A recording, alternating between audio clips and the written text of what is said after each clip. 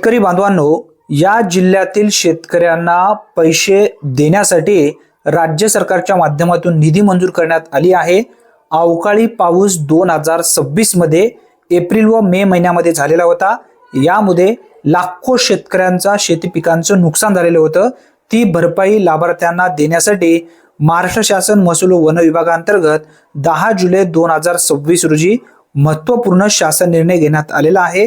यामध्ये कोणकोणते जिल्हे समाविष्ट आहेत, कोणत्या जिल्ह्यासाठी किती रुपयांचा निधी आहे हे समजून घेणं गरजेचं आहे। आणि तुमचा जिल्हा यामध्ये असेल तर लवकरच तुमच्या खात्यामध्ये हे पैसे जमा होणार आहेत। व्यवस्थित माहिती समजून घ्या।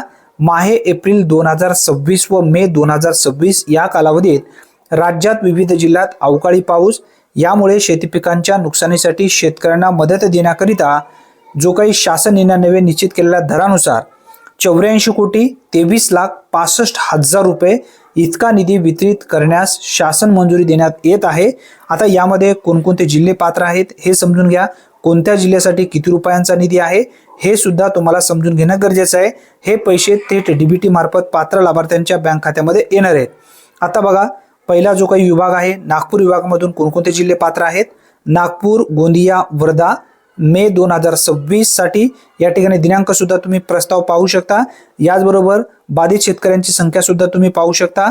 याचबरोबर द्यावायचे जे पैसे आहेत ते किती आहेत ते सुद्धा या ठिकाणी उल्लेख करण्यात आलेला आहे। त्यानंतर बघा, नाशिक विभागामधून कोणकोणते जिल्हे पात्र आहेत। नाशिक, जळगाव, अहिल्यानगर हे जिल्हे मे महिन्यासाठी पात्र आहेत। या ठिकाणी तुम्ही बाधित शेतकऱ्यांची संख्या पाहू शकता। याचबरोबर जे काही हेक्टरी रक्कम आहे ती किती आहे ते सुद्धा इथं उल्लेख करण्यात आलेला आहे। त्यानंतर बघा, कोकण विभागामधून जे जिल्हे पात्र आहेत ते पाहून घ्या। यामध्ये रायगड आहे, रत्नागिरी आहे, सिंधुदुर्ग आहे मे 2026 साठी। आता यामध्ये जे बाधित शेतकऱ्यांची संख्या आहे 626 आहे। याचबरोबर एकूण निधी जी आहे ती सुद्धा या ठिकाणी देण्यात आलेली आहे।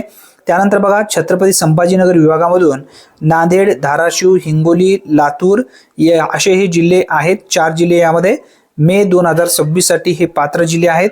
एकूण बाधित शेतकऱ्यांची संख्या आहे 594 यामध्ये सांगण्यात आलेलं आहे। त्याचबरोबर अमरावती विभागासाठी जे जिल्हे पात्र आहेत अमरावती, अकोला, यवतमाळ, बुलढाणा, वाशिम एकूण बाधित शेतकऱ्यांची संख्या आहे या ठिकाणी इथे 28,751।